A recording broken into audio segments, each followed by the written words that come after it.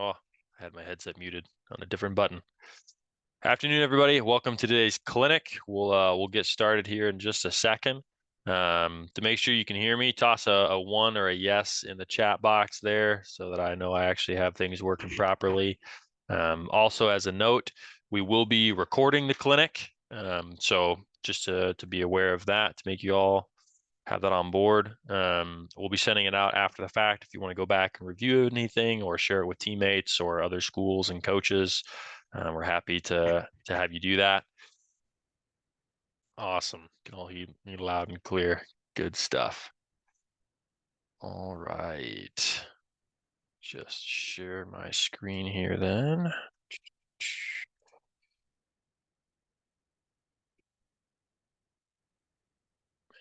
Okay. So we're going to get going here. To give you a little context for this clinic, I do this once a year at the start of the Iowa high school winter esports season, because that's when they begin their Overwatch and Rocket League seasons. We'll be doing our Rocket League clinic next week, Monday at the same time. Our goals with this is to help elevate the level of play across not just the state of Iowa, but other states around the Midwest in high school Overwatch. And I always enjoy getting to do this. So thanks for coming. It's a lot of fun for me. I hope you enjoy it. Hope you learn a few things. My name is Coach Prescott. I'm the director of esports at Northwestern College here. I've been here for almost 5 years now. A little bit about our program. I'll talk very briefly, but like to give you a snapshot of who we are. We are a varsity sport. We are officially recognized and supported by Northwestern. We represent the school in all of our competitions. We compete in Overwatch, Rocket League, and Smash Ultimate. We are in our 4th year as a varsity program. We currently have 24 players across our active rosters. Team culture is something that is very important to us. When I talk to recruits, when I look at prospects, something that is key to us is, we do not tolerate toxicity. Our players, yes, they are driven. Yes, they're competitive. Yes, we want to win. But they are also positive, encouraging, and a lot of fun. The environment and the culture in this team is something we're really proud of and something that I love getting to be a part of every single day. So our students, not just do they compete, but they get to build deep and meaningful friendships, relationships with one another that go just beyond just competing in esports together. So our promise to our students is that you will stand out here. You will be known and encouraged. You will be equipped for your career, for God's call in your life, for success and significance, because you will be a Raider. That's who we are, and that's what we do. So if esports is something you love and that kind of environment sounds attractive to you, 2 things. One, if you're, getting towards looking at colleges for post high school, I'd love to chat with you if this sounds like an environment you'd like to be a part of. But even if you're not at that point yet, we are holding a second annual summer camp this upcoming June. All of you should have gotten information about that in the emails we sent out inviting you to this clinic. Be an on-campus overnight camp, 5 days long. Great opportunity to connect, to learn, be coached, be invested in, be scouted, have a ton of fun, meet other driven players from around Iowa in the Midwest. And we're really excited about that. So be sure to give that a check. All right. Without any further ado, hopping into the clinic itself. So before we get going, one thing that I just kind of want to highlight or put in front of you is this clinic, there's going to be a lot of information that we cover today. We're going to go over, quite a few different topics on general training for esports, how to prep, that kind of thing. But one of the things that we're centered on is, there's going to be a lot of information, right? So don't worry if you don't know everything. Don't worry if not everything connects with you. Like I said, we'll be sending out the recording of the clinic. So don't sweat that at all. So what are we going to talk about today? Laid this out kind of in the preview, but we'll talk about tools in general for effective practice. We'll talk about how to pick heroes for yourself and your team, and then the fundamentals of Overwatch, how to win matches, and then questions that you submitted ahead of time, and then also questions that you'll toss in chat as we go here. If you have any questions, throw those in. We'll try to get to as many as we can today and cover as much as we have time for. So that's kind of the plan. A little bit just about myself, what makes me worth listening to. You can judge for yourselves, I suppose, but I've coached Overwatch at Northwestern for 4 years now. I've coached players from bronze through top 500. It's the game that I coach the most as far as actual strategy and X's and O's and one-on-ones and team coaching. So it's a game I love. I'm passionate about it. It's a ton of fun for me to get to coach players. I'm excited to share some of that with you today. So without further ado, let's hop into it. Starting with the big picture, right? Tools for effective and efficient practice. The number one thing that I think players and esports teams often neglect is learning, is taking the time to build their knowledge and understanding of the game. Most players, they just hop into the game and play, right? You can get better a lot faster by actually learning how to play correctly, learning what you should be doing, and practicing good habits than just jumping into the game, no knowledge, no understanding, and kind of winging it. So you're all part of esports teams. You all want to be competitive, presumably. You want to give yourselves the best shot. Take time to learn. One of the best channels that I would recommend to you if you're looking for a place to get started, Spilo and Spilo 2, his two channels on YouTube, probably one of the best channels out there. He is an ex-professional coach who does private coaching and content creation now. I refer my players to his content all the time. I study his content all the time because he is a much better and more experienced coach than I am. So if you're looking for a great free resource, there's tons of stuff there. Any VOD review, one-on-one coaching session he does, he posts on his second channel in mass. So you can find just about any single review of any hero at almost any rank on that channel. So great resource. Check that out. Number two, right? So learn, take the time to build your knowledge a little bit so that you have good things to do in game. Well, what are you going to do in game? Set goals, right? If you cannot answer clearly and in detail, what am I working today? What am I working on today? If you can't answer that question, do not play the game. You need to answer that question first. Have a goal, be able to practice, don't just play. Set one to two goals at a time. Write them down somewhere, right? You can put them on a sticky note on your monitor, write them on your phone, have them in a Google Doc, have goals for yourself as an individual. So you've got something to work on. And I'd even encourage you in your teams, right? Before practice starts, we do this every time we sit down for a scrimmage or a practice or a VOD review. What's our goal today? What do we want to get out of today? And we set that out and lay that out before we even get going. Again, going back to that question, I get this a lot from my players when they first get here, or even players I work with at the high school level. Like, well, what should my goals be? What should I work on? We'll cover things today that will give you some ideas, but if you're unsure, that's where the learning comes in, right? If you don't know what you don't know, you need to take the time to learn. A little bit goes a long way in this department. If you spend a little time learning, you set goals, and then you focus on those goals while you play, you will improve much more quickly than if you just sit down and play. And you'll probably improve more quickly than 90% of the players that play this game, which is important because the people who you're playing against are also invested in esports, are also invested in getting better. All right. Moving past this, I guess just a final emphasis on practice versus play. This is one of the key differences, right? We hit this: learn, set goals, and focus. How do I know what hero is right for me? These are a couple questions that we got ahead of the clinic. I love these questions. They're super common questions. Several of you asked some version or variant of these questions, but what hero should I play? What should my team play, right? Do we play the heroes that are the best? Do we play the meta? Or do we play the heroes that our players can play, that they like to play, or that they have experience on? This is a really good question, and we'll answer these in the next section here. So number one, for yourself as an individual, don't paint the rainbow with your career profile, right? And this image illustrates what I mean by that. Ideally, if you want to maximize your improvement, your growth and performance, pick one role, tank, DPS, or support, right? And pick two or three, maybe four heroes within that role that you enjoy and that are interesting to you, that you are willing to practice, and focus on playing those 2 to 4 heroes. You will be much better off narrowing your focus and your energy on a few things, getting really good at understanding how these heroes work, how they interact with the rest of the cast, how I play them in these different scenarios, than being mediocre at 10 different heroes. Right? Compare the previous image to this image, right? This player is going to be a lot more efficient and effective at the few heroes that they play, right? Obviously, they're an auto main, but they're playing only supports.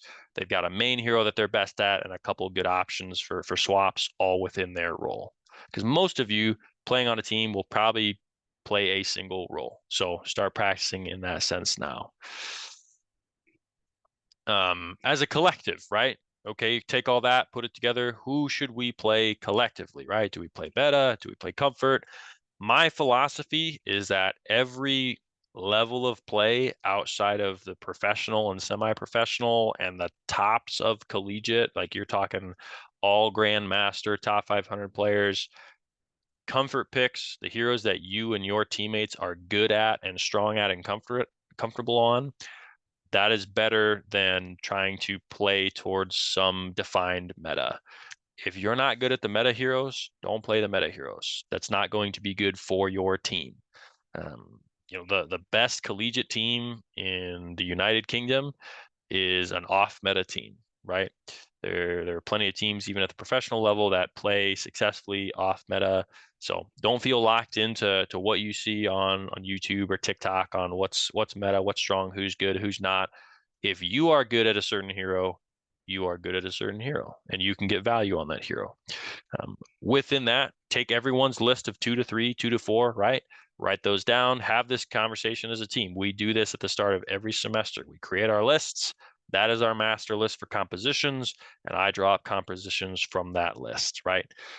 Don't use heroes you don't play. I know some of you are newer to the game or less experienced, and so if part of that conversation is figuring, well, I kind of just have played these 10 heroes, I want to narrow it down. Sure, ask your teammates, ask your coaches if there's a specific direction they'd like you to go that would help in building good team compositions. That's fine, but don't worry about playing things you don't know how to play.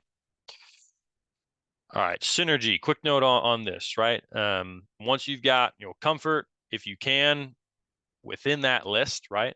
Find some synergy. What does that mean? What does it mean for heroes to be synergistic? Ideally, they enhance one another's strengths and or they cover for some weaknesses. So a couple quick examples. This is not exhaustive. Again, this is where some of that learning comes in. Lucio and Reinhardt, very common example. Lucio's a short-range melee hero. Lucio's a short-range melee hero. Reinhardt's a short-range melee hero. Lucio is very synergistic with Rein because speed allows Rein to mitigate his weakness of range and maximize his strength of melee damage, right? Speed helps him get around the map faster, close the distance more easily. Zarya Reaper, another example. Zarya needs aggressive teammates to get charge off of her bubbles or likes to do that. Not always, but often. Reaper, another very short range hero who can have trouble closing the distance. Having a protective energy bubble around you helps you close the distance, right? You come out of teleport. That's a very vulnerable moment for you when you are exiting teleport. But if you have a bubble on you, you're pretty darn safe. Couple other examples, pretty much any mid to long range hero paired with Mercy is good synergy, right? So couple examples, not exhaustive, but again, at the end of the day, comfort, I would say outweighs synergy. You'd ideally like to have, some synergy between a few members of your team. But it is rare that all 5 heroes will perfectly synergize together. I'd say synergy between the tanks and supports especially is helpful. Often you'll have maybe a DPS hero who's like, well, they don't like super synergize, but they're flexible, so it doesn't really matter. But worry not too much about that. Focus on comfort, focus on your lists, go from there. All right, we're going to talk about communication a little bit, getting into kind of one of the second sections here. If you have any questions about synergy, picking, things like that, go ahead and toss those in chat now. We can start prepping some of those questions for a bit later here, but go ahead and throw those in if you got them. Otherwise, we'll talk a little bit about communication here. So communication for teams is critically important in esports, right? Good communication is one of the cornerstones of every great team. Bad communication will crush and cripple you before you ever get going. what you say and how you say it is incredibly important. And communication is more than just verbal, right? Your tone, your body language, your desk slamming, that all communicates in a certain manner to your teammates, right? So, a couple quick do's and don't when it comes to communication. I'm getting ahead of myself. I want you guys to let me know, what do you think? What is the purpose? What are the primary benefits and values and purposes of communication in an esports team? Toss that in the chat.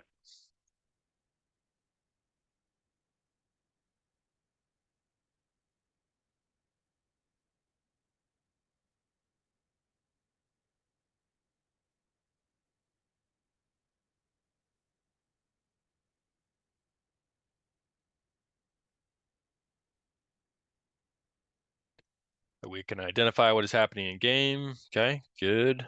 Other thoughts, other ideas? So you can play better as a team. Awesome. This is judgment-free zone, guys. Don't be afraid to be wrong, right? Everything you throw in chat helps us all learn. So don't be worried about how confident you are in that answer. So you can focus one target and to know, oh boy, there we go. Focus one target to know that we are fully defended. So hopefully we don't lose memory. Yep. For timing, good. To complete the objective, identifying a weak point, strategy, call out enemies, good stuff. Yeah, right. All good things, all very useful. Couple things I want to highlight. Communication, good communication help builds confidence within a team, right? If your teammates are communicating with you, it builds this feeling of confidence. We're on the same page. We know what's happening. We're feeling good. And it provides information that aids in decision making, right? Everything that you guys just highlighted falls under that second category. What's going on? How do we make the right decision? How do we make the right play? What are our opponents doing? So, in order to actualize on effective communication, right? Here's what you do. In communication, you say the things that are relevant, you encourage one another, and everything else you don't say, right? Anything that is not immediately helpful or relevant to the current moment in time or in game does not matter, right? This includes, but isn't necessarily limited to. Sometimes could be too much hype about a great play. If the fight isn't over or the match isn't over, hype is great, but it needs to be at the appropriate moment, right? Reacting to something bad that just happening, right? Complaining about something bad that just happened. Oh, how the heck did I die? This game's so busted, whatever. If you're saying that and your four teammates are still alive, desperately trying to win the fight, that is very unhelpful, right? Giving negative comments or reacting negatively to something your teammate just did, chances are good they already know it was bad. And pointing it out and hammering them with it will only hurt morale. With that, even constructive criticism or coaching or tips mid game, typically that's not the best time, right?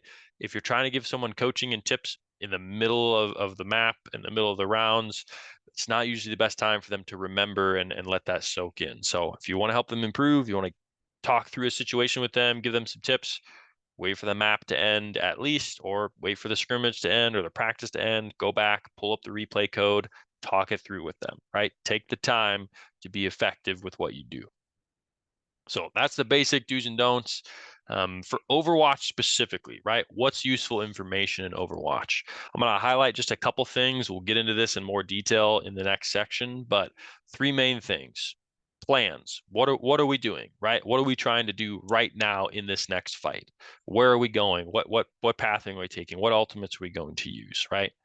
Um, Timing calls. And these are things you guys highlighted as well, so which is good, right? Timing, right? When are we going in? Are we going in at all? Do we need to wait? Do we need to group up, right? Information that helps us figure out when we are doing things. And then thirdly, information calls, right? Knowing what's going on that will help us make a decision. For people familiar with Bastion, his turret form is an extremely strong, dangerous cooldown that if you're playing against a Bastion, you would really like to know if he has that cooldown or not. So calling that out or calling out enemy positions. Hey, there's a soldier flanking on our right side. These are things that are useful that we need to know, right? Positions of enemies, cooldown status, ultimates, things like that. So baselines of communication, we'll get into some of these things a little bit further here in the next section, but that's where we'll go from here. And these are in order of importance, I would say, right? Plans, timing, info calls. Like if you're brand new to the game, I wouldn't even worry too much about communicating. I would worry most about listening and learning. And then as you gain competence and confidence, you can focus more on what you say, but focus more early on what you hear and what you digest and pay attention to.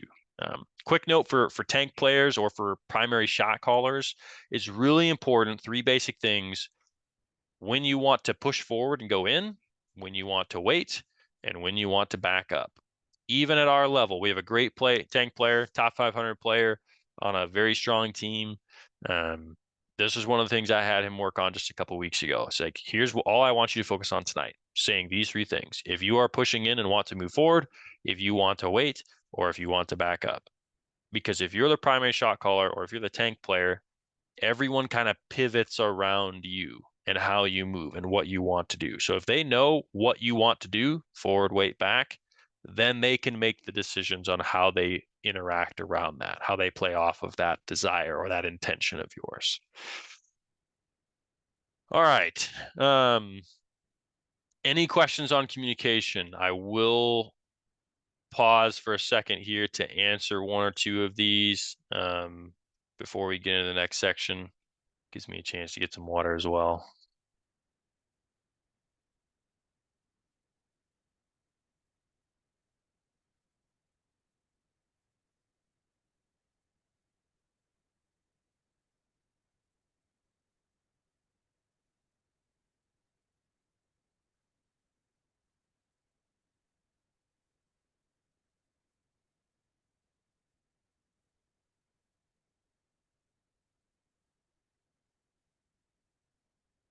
All right, if you've got a question, go ahead and toss it in. I'll keep moving for a moment. What if you're new at the game and not really sure what to call out? Yeah. Like I just said, I would, if you're brand new or relatively new, I wouldn't worry so much about what you're communicating. But if you're at that point where you've played enough to where it's like, all right, I want to start communicating some things, your intention is one of the best things, right? If you're taking a flank or trying to make a play, or you have your ultimate, plan your ultimate. When do you want to use it? Where do you want to use it? Right? Let your team know your intention. Hey, I'm going to use my ultimate this next fight. When they walk around the corner, I'm going to dive up in and use blade, or I'm going to window this corner. I'm going to pop Valk or whatever it is. But at the basic level, call out what you are going to do so that your team knows, oh, this person wants to make this play. Okay, we can get on board with that and we can play around that.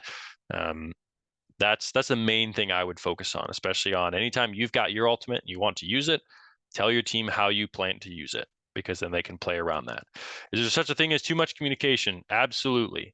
Absolutely there is. Most of the stuff we already talked about, as far as especially things that don't matter, are important. Backing up one slide here, if someone's trying to make a plan and someone else is throwing out a lot of information, oh, soldier over there, mercy on the high ground, oh, they don't have this cooldown, that's not as important if we have no plan. So give space for the plan to be made before you start talking about timing and informations. If everyone's talking constantly, that can be too much. What should you do when there's confusion in the voice chat? If you're on a team, it's helpful to just kind of have a code word, or just like, hey, clear comms, have one person who's in charge of keeping everyone focused. If you're talking about just playing in ranked or in quick play, I recommend leaving voice and muting chat, generally speaking. Practice your communication with your team. Practice other things when you're playing comp and quick play. It's not worth it. Would there be a way to try to get a fellow player to listen to call-outs, comp strategies, and to get them to stop pushing regrouping? Players do that. We feel like it's an performance. Yeah, that's a difficult question. It's hard, right? Make them. Ultimately, another thing that's important for you all to realize is at the end of the day, you control you and you alone. What you say, what buttons you push on the keyboard, and that's about it. You can try to encourage, coach, teach, train, inform, however you want to put it. to try to help your teammates grow and get them on board, help them understand. A great way, if you feel like they're just not getting something, is to, again, pull up the replay of something and go from a top-down view and go, hey, see what's happening here. You're going here at this time and you're missing what's being said, and this is the impact. This is the output. Most people don't play bad on purpose, right? Recognize, especially people on your team, none of them want to play poorly. None of them want to make bad decisions on purpose. So give them that benefit, have that trust in them that they want to improve, and help them improve. Try to do what you can to communicate in ways that are effective. And if it's not working, you're going to have to try something else and try something else. Everyone's going to grow and change at a different pace. And you just got to do the best you can to kind of work with that. And at the end of the day, recognize that you can only control so much, and primarily that stops with what you do and how you show up. So, yeah, for sure. All right, we'll keep moving here into the largest section of our session here, of our clinic here, how to win Overwatch. There's going to be multiple layers to this, so if you have questions as we go, feel free to toss them into the chat here. But again, a couple of years ago kind of stole this philosophy, broadly speaking, from Coach Spilo. Like I said, great resource there. Check that out. Okay, quick definitions. These terms will show up on the slides just to make sure we're on the same page. This is what I mean by most of this shorthand. All right. In a nutshell, if I had to recap in one sentence or lay it out in one sentence, Overwatch is about creating pressure, creating as much pressure as you can on your opponents and minimizing the amount of pressure that is being put on your team. And this is because Overwatch is a game of resources, right? Your health, your cooldowns, your shields, the objective timer, map positioning, ultimates. There are many resources in the game at your disposal, and the team under the most pressure will burn resources faster. They'll run out sooner. So if you can put more pressure on your opponents, you will burn their resources faster. You will win fights. People often think about like getting picks, doing damage, what have you.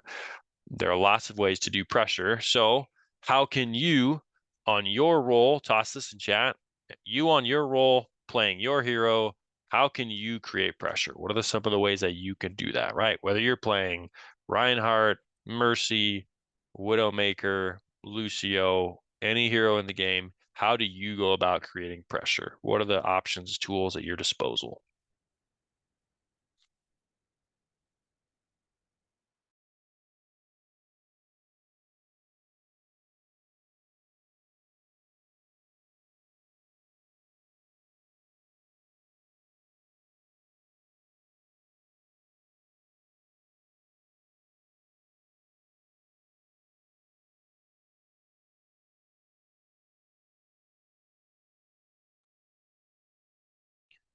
Beat corners with full charge Zen shot, coming from different angles, just behind, catch the opponent off guard. Good. Use Lucio speed with the team to put direct pressure. Awesome. Try to target the weaker players. Okay. Trying to poke down their support, squishy DPS. Okay. Good, good. All right. Push forward with shield up. Yeah, taking space, damage mitigation, create space with your tank so they can create plays, flanking from different angles. Lots of good stuff, right? Damage, healing, taking space as a tank, drawing attention, standing in a specific location, right? Literally just being in a strong spot on a high ground, on a flank, around a corner, in a room, right? Just different positioning itself can create pressure. So good stuff here. From a fundamental level, these are kind of the three basic fundamentals of how you, both as an individual and collectively as a team, can go about creating pressure. Planning, timing, and positioning, primarily range and angles, how you manage those two things. So we're going to walk through these things one at a time, break them down. I'll talk through the concepts. We'll do some visual examples as we go here. So planning. Let's start with the first one here. The key to planning is before every fight, every single fight of every single map, you would like to have a complete plan before that fight begins. The complete plan includes what are we doing, where are we doing it, and when are we doing it? That when kind of bleeds into timing. But these three things, what are we doing? Where are we doing it? When are we doing it? So let's look at a couple of examples. Just like resources, there are a lot of ways to set up your plans. There are a lot of things to base your plans on, right? Cooldowns. Every hero in the game has cooldowns. These are great things to plan around, right? If we look at the heroes we've got on screen, you go, hey, Mei, right? We're going to play around our Mei wall. Big cooldown, very strong cooldown. So Mei's saying, hey, I want to look to wall someone off and we can rush in and run them down, right? That's a plan. That's an idea. It's based on the cooldown, right? Lucio speed boost, right? Someone tossed that in chat, right? Speed boost and rush them down. Um, Ultimates, right? We have different ultimates we can use. Our Baptiste has his ultimate. Hey, I want to look for BAP window this fight. We can use window on the corner when they push up. Okay, there's our plan. We know what we're doing this fight. Positioning, right? We can. Our Cassie says, hey, I'm gonna sneak around on high ground and take an angle while you guys push up from main. Having someone on a good position and a good angle, that alone can be a plan, right? Even if there's no specific ults or cooldowns in place, or hey, we want to hide in this cheeky position near spawn and surprise them in a place where normally you wouldn't take a fight, right? Um, and then lastly, just be creative. Any idea is worth trying, right? The key here is just having a plan, not that it's necessarily good. And I'll get into that in a second. But so your first steps as you think about planning. Who calls the plan, right? Who's in charge of this? There's a couple of different ways to do it. Typically, people wonder like, do we have a shot caller? Does everyone plans? Most teams will fall in a category of both. Typically, teams have one or two people that just by nature, by experience, by whatever, will do most of the planning. However, I do think it is important for everyone to understand how planning works and to be able to do it, especially when it comes to your ultimate. One thing I hit really hard with my teams is if it's your ultimate, it's your responsibility. You make the plan as much as possible. Maybe the shot caller is going to say, hey, can we use window this fight? But then our Baptiste player is going to say, yeah, we can use window. Here's where I want to use it and win, right? And then everyone knows what the plan is and they can execute their part of it. He doesn't micromanage, doesn't say, all right, I want you standing over there. I want my Reinhardt in front of me. I want my Cassidy on the flank. I want my Lucio right behind me. No, he just says, I'm going to drop my window on this corner at such and such a time. And everyone else fills in the blanks on their own, right? So I would encourage you all to have that approach to be able to plan, and naturally, probably one or two people on your team will do most of the planning.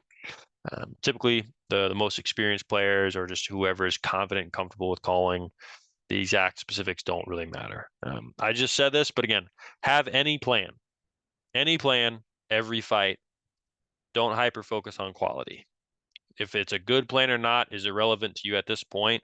If you're not planning every fight, it doesn't matter. One good plan every 10 fights is not as useful as 8 okay-ish plans every 10 fights. You'd rather have that. All right, moving on to our second fundamental here, timing. Related to planning, but the essence of timing is that we want 5 people creating pressure at the same time. We want 5 people engaged in the fight at the same time. So to be clear, I don't mean 5 people shooting the same person, right? A lot of times, a lot of players and teams get caught up on target focus. We need to focus down targets better. We're all shooting different people. We're not focusing targets. That's why we're losing. We can't kill anyone. Targets, targets, targets. This is the greatest scapegoat in team play Overwatch. Rarely is targets actually the case. Literally 3 times this semester, I started to wonder, like, man, is our target focus not that good? And then when I went back and looked at the film to try to figure out for sure what was going on, never was target focus. It was usually planning or timing. Those two things will wipe away all kinds of sins around target focus, right? Target priority is important, but it's really not as important as people think it is to have 5 people shooting one person. Um, so moving from that, how do we enable good timing, right? How do we accomplish 5 people creating pressure at the same time? A lot of that comes through calls and triggers, right? So you're just calling it out, setting it up. Hey, I'm on the flank. Can we push? All right, I want to dive the high ground. Ready? 3, 2, 1, go, go, go, go, right? Just straight up calling it out. The plan leads into the timing. Great. Another way to execute that is by setting up a trigger to say, hey, these are especially useful on defense, right? When you want to hold good positions, but you still want to be able to execute on good timings, you might go, hey, when they walk through the choke, I want to pop Maywall and speed boost onto them. Or when they walk through the choke, or when they round this corner, or when they dive that high ground, I want to pop beat and speed boost away. Or I want to counter dive with our nano blade.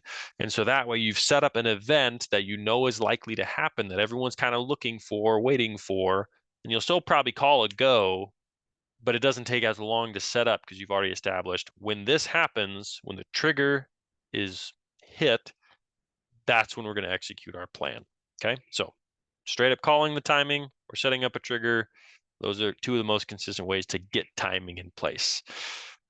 So when should you, as an individual, right? When should you peak or commit or use your cooldowns, fully engage in the fight, pop your ultimate? When do you want to do these things? Give you a couple seconds to kind of just think about that.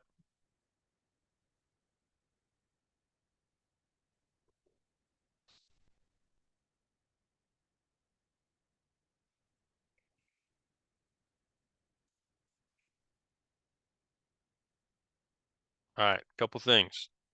You want to commit when your team is also able to commit, right? When the plan is clear. Yeah, we've got to have a plan first. Good thought. When everyone is ready, right? When your team is ready, when your team is able to follow up on your commitment, that is when you are able to commit. Or when the fight has started. Sometimes you might not have gotten the plan going. You might not have had the time. Your opponents might have pushed onto you first. If they're in your face, it's fight time, right? And so, okay, time to commit. They're here, not how we wanted it to happen, but here we go.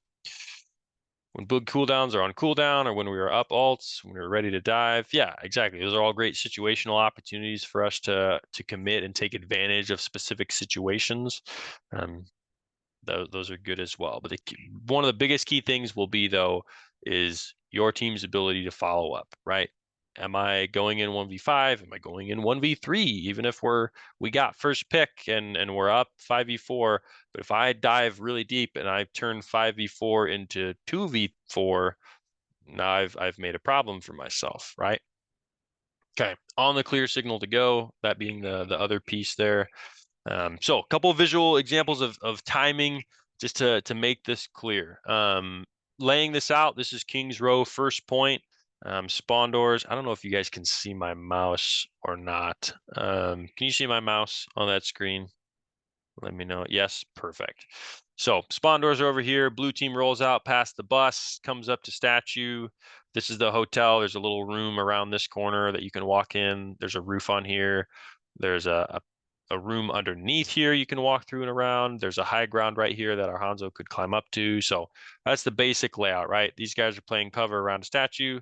This person's Hanzo standing on the floor in the corner here. Widowmaker's on high ground. These guys are on low ground, kind of holding this corner. The objective is right here, just kind of to set the stage there a little bit. So was timing look like in this situation? If our Hanzo climbs up this wall and starts pushing the Widowmaker while the rest of our team is still hiding behind statue, is that a 1v1? To be clear, there's a wall here. He's in a tunnel. No one here can see him except the Widowmaker. But is this a 1v1 or not? Yes, yes, it is. Yes. Fooled ya. You're all wrong. It's all right. Yeah, the healers have sightlines. Good stuff, right? These two people, even this guy, they have nothing better to do because they can't see anybody else than to throw healing orb on the Widowmaker, to throw lamp, to jump and shoot heals, to heck, even teleport up here and help fight. So while technically it appears as if it's a 1v1, it's really not because this Widowmaker's playing in a good position where she can get help from her team if she's threatened. So in this situation, Our Hanzo, because it's not a 1v1, is going to lose. He's lucky he doesn't die. He backs up and runs away, drops back to his low ground. But unfortunately, that's right now his team is wanting to push up. So they push up as he drops back. Is it a 5v5? No, it's a 5v4 because our Hanzo went too early with timing. And now he's too late, but actually he's late because he was early. This has happened to us before as we look at film where it's like, man, why is this person late? Oh, it's because they went too soon 5 seconds ago. They didn't die, but they can't go in now because they got pushed out before the team was ready. So this is something to look out for as you think about timing. What we'd like to see is this, right? Is our Hanzo pushing the Widowmaker approximately at the same time as the rest of the team is pushing down main. So, and I use the word approximately intentionally. It's Overwatch, it's fast paced, it's tough. It's going to be very difficult for everyone to go on the exact same split second. But as long as you're going approximately just before, at the same time, or just after within reason, like your timing is okay. Um, and sometimes, right, like if you're the Hanzo, you might want to go a little bit late so the Widow's distracted, or you might want to go early so she's distracted from shooting the rest of your team, right? There are different times that'll weigh into that, but approximately the same time is what you're worried about. You want these guys to have to choose. Am I going to help the people in front of me, or am I going to help this Widowmaker?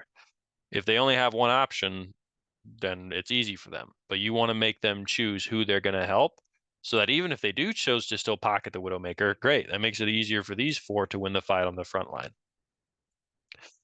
All right, moving on to our third piece here, range and angles, positioning. Um, this is very important as well as far as how teams play and play out fights. So the important question that you all want to know the answers to, and this is also why it's valuable and useful to play fewer heroes, because you have a lot of things you need to know about the heroes you play, and it changes in different situations. What range do I want to start the fight at, right? Collectively, the answer to those questions will kind of inform the what do we as a team start the fight at. But primarily, you need to know what range or ranges does my hero like to play, right?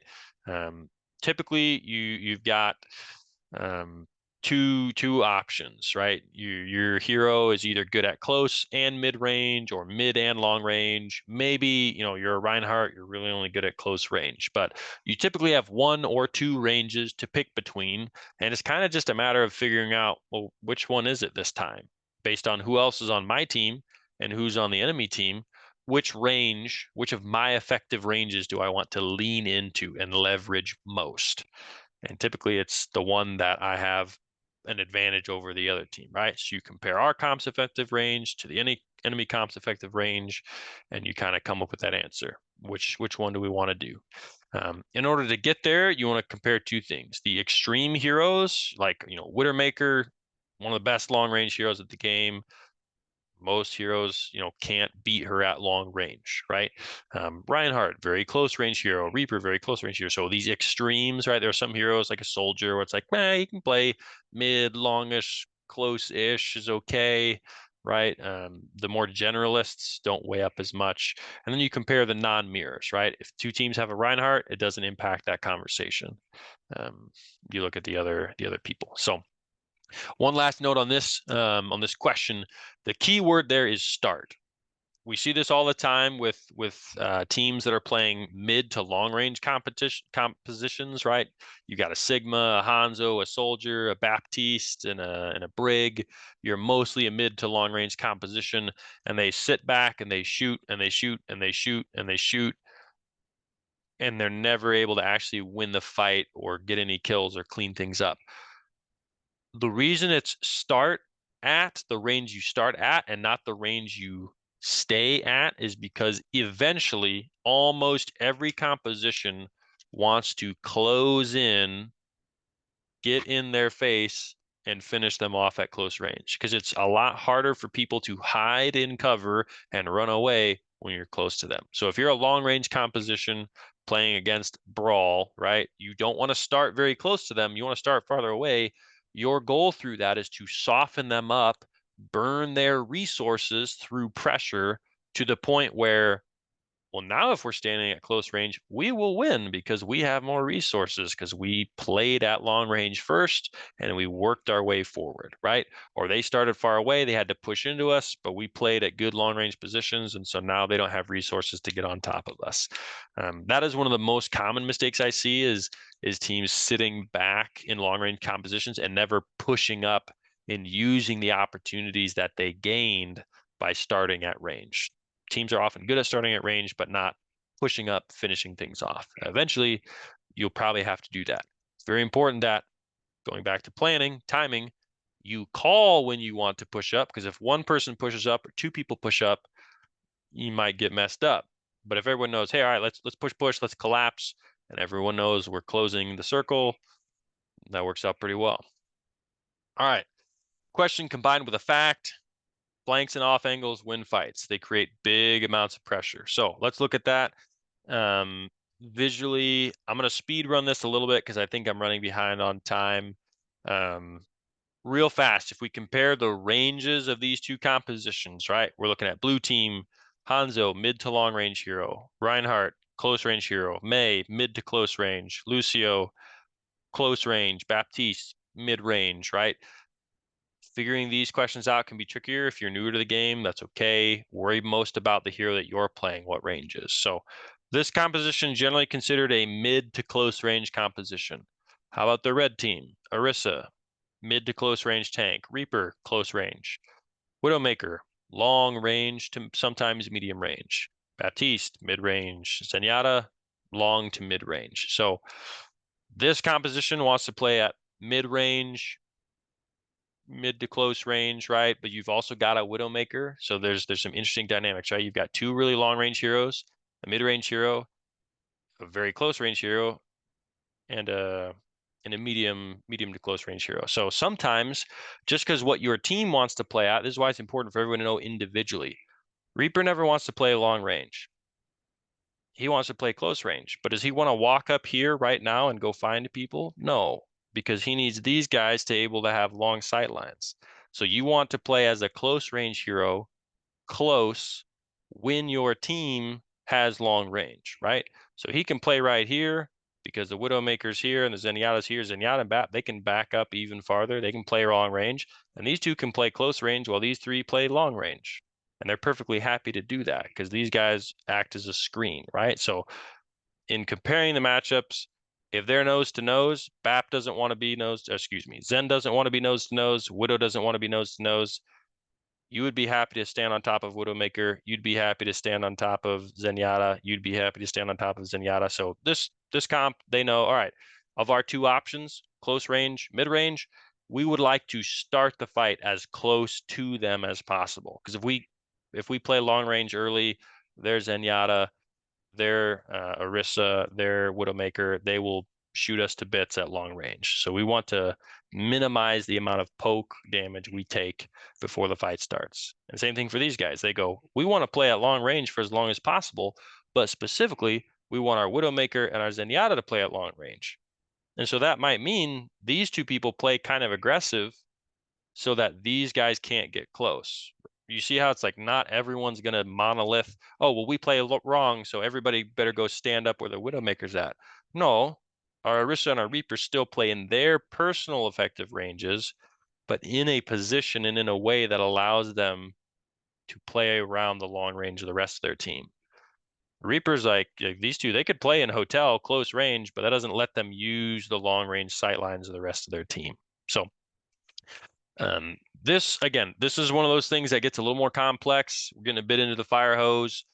Identify primarily what ranges does my hero play? Is my hero good at? You can work these up as you go throughout the season, but I hope that makes a little bit of sense. So let's talk angles quickly. Oh,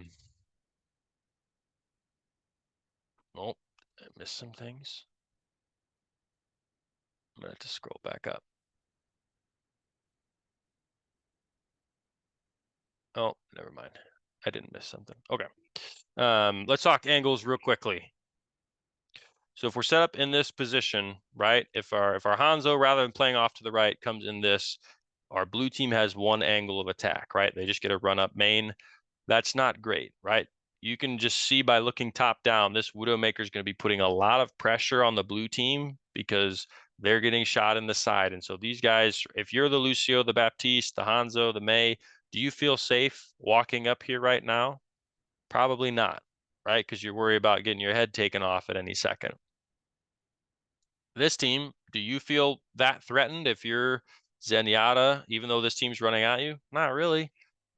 Who's going to shoot you? You've got your Orisa, your Reaper in front of you, right? Like, how are they supposed to get past you and get onto you? You're pretty safe.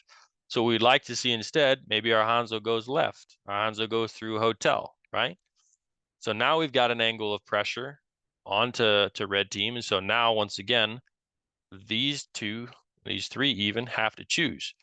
Do we fight the Hanzo, push him away from this angle, or do we help the Orisa fight on the front line? Right? Make people choose between difficult options. Give them a no-win situation. Angles create those no-win situations to where there's a lot of pressure on people to make good decisions or make plays or hit shots, because if they don't, they're in trouble, right? Now, this is good. Taking angles creates pressure, but giving opponents angles also puts pressure on us. So we want to both use as many angles as we can and take away as many angles as we can. So to make this even better, we'd send our Lucio, we'd speed boost, jump off the wall, run over here, and our Lucio would go dunk on this Widowmaker. Because now, how many angles do they have? Effectively one, because this Lucio is over here, 1v1ing the Widowmaker. We've got two, so now we have more pressure than they do, because we've got angles and we've taken their one angle away. Or you could even just pop your Mei wall across this Widowmaker's sight line. You don't even have to run the Lucio over here. So this just kind of illustrates the power and the impact of angles, right? This image does a good job of it as well, right? If you're the red team, which of these blue setups are you rather going to see? It's a lot harder to deal with a Genji above your left eye, a Sigma and a Brig off to your right, and then three people in front of you than it is to just have six people in front of you staring in one direction. That's kind of the gist of things. So recap, right? Kind of where we're at front to back here, creating pressure, planning, timing, positioning, specifically the idea of range and angles. These are the things you want to worry about. Again, order of importance here is key. Planning and timing are more important than range and angles. All of them are important, absolutely. But if you have great positions, great range and angles, but we don't have a plan, or we're all fighting at different times, the positions are only so helpful. Their effectiveness is limited there. All right. So how are you supposed to do all that, right? We just covered a ton of stuff. How are you supposed to actually execute on any of this? Focus on the big picture, right? Focus on the big picture. Focus on the things that stuck out to you, struck you most. Don't try to do all this at once. If you're on a team, talk with your team. Hey, which of these things do we want to work on for the next week? Maybe the next 2 weeks, maybe the next 3 weeks. Some of these things take a lot of time to implement effectively and consistently. So figure out, where do we want to start? Start there, practice, right? Set goals. Set goals, not 10 at a time, one or two, maybe three. Work on that, break it down piece by piece. All right, we do have a little bit of time yet, so I am real quick gonna flip over. I wanted one more visual example of all of these kind of principles coming together. So this is from a scrimmage that we did a couple weeks ago. We're the red team. Our opponents are playing in blue, and I'm just gonna play through like the first minute and 15 seconds of this real fast. I'm gonna hit play, and I want you to let me know if you can hear the audio or not in the chat.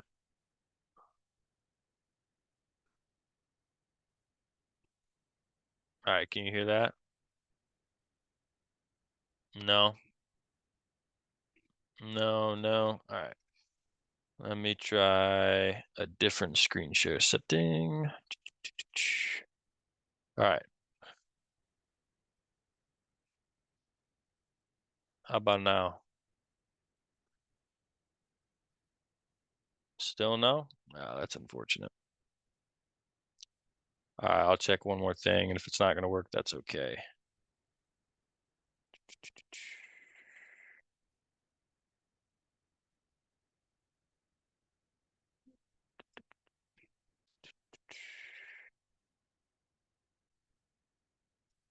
All right. Well, I don't know if that's going to work. That's okay. All right, we'll skip that. We'll skip that and we'll just get to some of the questions. So if you've got final questions, go ahead and toss those in chat. We'll get to some of those. And we'll take a couple of minutes here. We're almost out of time to answer some of the questions that you guys submitted ahead of time. So I'll get through some of these. I'll look back to chat as they come in. We'll cover a couple and we'll just go until we run out of time. I'll probably go a couple minutes long just to cover some of them in the recording. So if you have to pop out when 5 o'clock hits, that's okay. All right, so how can I get a scholarship for esports? What can I do to get scouted by college coaches? Great question. Being part of a high school team is a great start, but if you are interested in specific colleges, just Google their name and add esports to the end of it. See if they have an esports team. The best way to get connected and get scouted for scholarship is to reach out to the coach, right? I love it when students and players reach out to me. Hey, coach, my name is such and such. I play on this school's esports team, or maybe I don't play on an esports team. I play this game. I'm interested in esports. I'd be interested in exploring your team, right? That's the best way to get scouted, to receive scholarship. Try to connect directly with a coach. Many schools and programs have forms online on their websites. You can fill out like a recruit questionnaire, but just reaching out, that's one of the best ways. There's not a great like central place to get connected with coaches, but do Google searches for lists of colleges that have esports teams, colleges in your state and in areas you're interested in. That's a good way to do it. If you're looking to get connected with someone specific or have more detailed questions around this, I am very happy to connect you with other coaches in different states and in different places, even if it's not in Iowa or at Northwestern. So feel free to reach out to me as well. What compositions would you suggest to be played if there's a large skill gap between the players? This is a great question because a lot of high school teams, right? You're probably not all going to be the same rank. And so this is a good question. Honestly, we kind of covered this in the clinic. It doesn't change whether you're, 5 diamonds or 2 silvers, a bronze, a diamond, and a GM. Play the heroes that are comfortable for you and try to build some relative synergy in that, but focus on comfort, stuff that people are good at. That is what is most effective. Focus on comfort and focus on those fundamentals, right? Good planning, good timing, good positioning. All right, we'll flip to a couple chat questions here. What should you do when players have similar mains or can't cover each other's weaknesses? Yeah, that could be tricky. If you have 2 people that play like the same heroes, somebody's gonna have to play different things. Depending on how severe the weaknesses are, sometimes if you've just got a bunch of similar heroes, you just have one effective range and you're really strong at it, and you're gonna have to be disciplined with your planning and your timing and how you rotate around the map, and that's okay. But if it's an issue of actual hero pool, that'll be a team conversation of, hey, who would be willing to learn, 1 or 2 new heroes to help us fill some of these weaknesses? That'd be the best way to approach that. It can be tough, right? If you've got some really bad pairings, like our support players only play Lucio and Zen, that's kind of rough. Some of that is true, and so some of that can be helped by people learning things. If you can't match everything, how much does counterplay matter? Great question. A lot less than most people think. Counterplay can feel tough, can feel hard to deal with. That's one of the values of playing team and team compositions, is by covering one another's weaknesses or maximizing each other's strengths.